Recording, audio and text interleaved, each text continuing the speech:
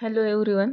आज आपण बघणार आहोत highest ideal of cure, aphorism number 2.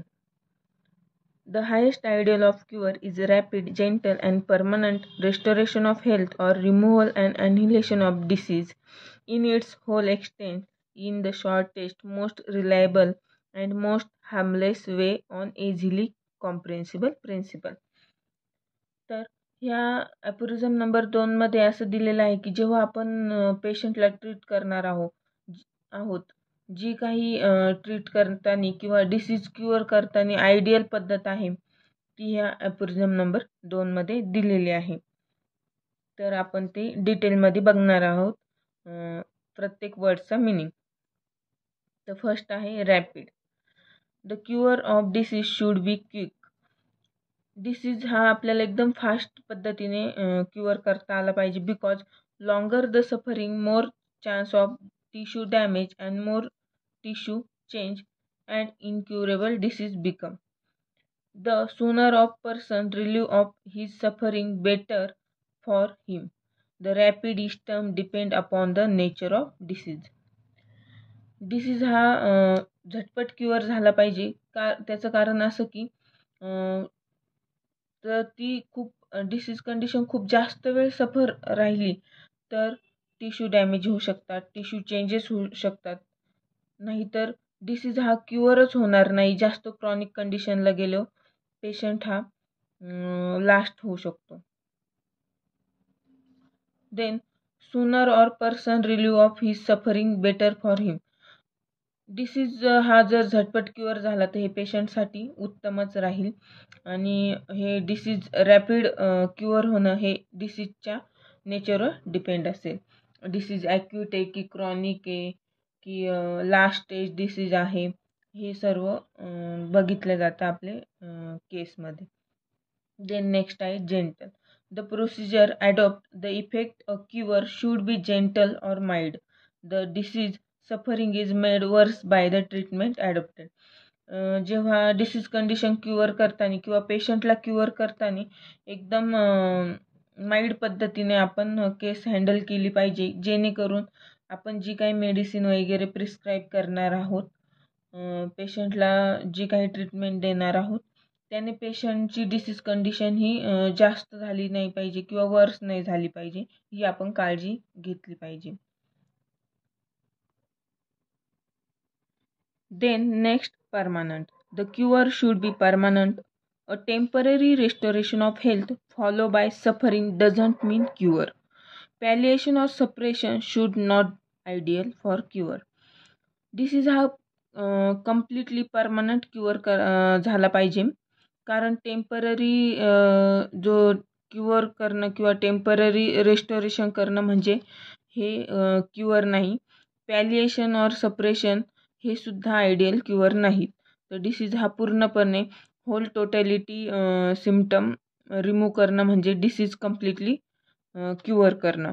हे आपल्याला एकदम महत्त्वाचं म्हणजे हेरिंग्स लॉ ऑफ क्युअर याच्या डिपेंडवर क्युअर करायचं आहे. यात 3 टाईप आहेत: from above downward, within outward, in reverse order of the appearance of the symptom. हे 3 लॉ आहेत हेरिंग्सचे. हे खूप यूजफुल आहे डिसीज कंडिशन क्युअर करण्यासाठी.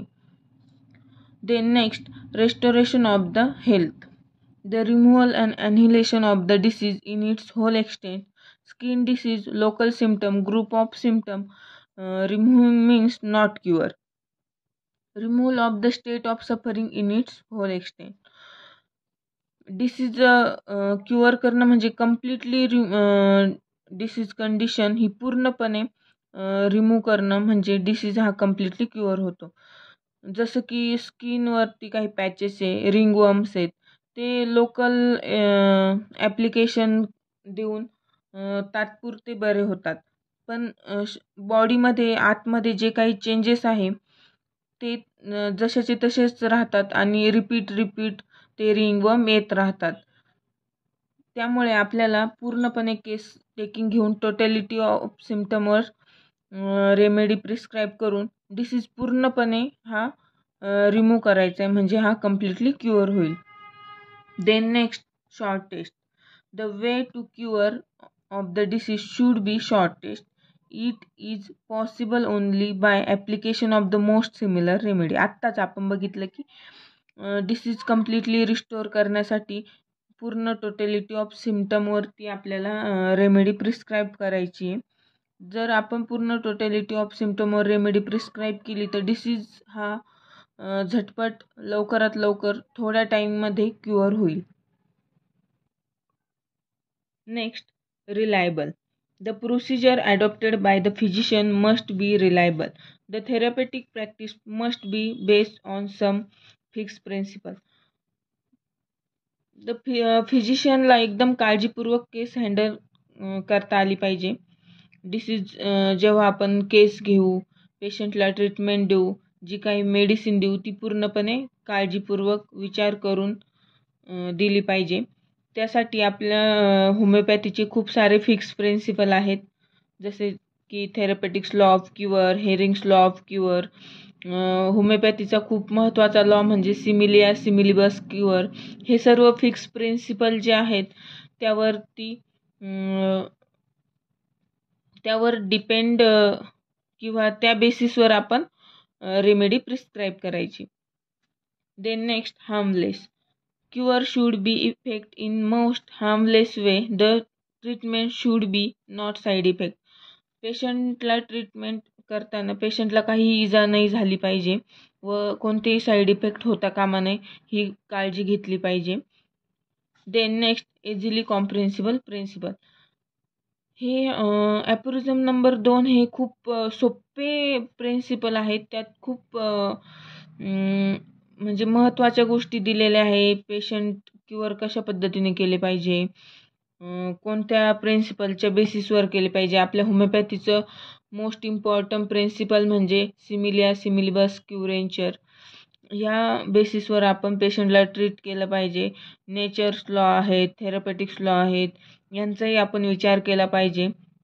जर ह्या सर्व गोष्टींचा विचार करून आपण मेडिसिन प्रिस्क्राईब केली सर्व टोटॅलिटी ऑफ सिम्टमवरती, तर पेशंट हे automatically quick, permanent, completely cure होईल.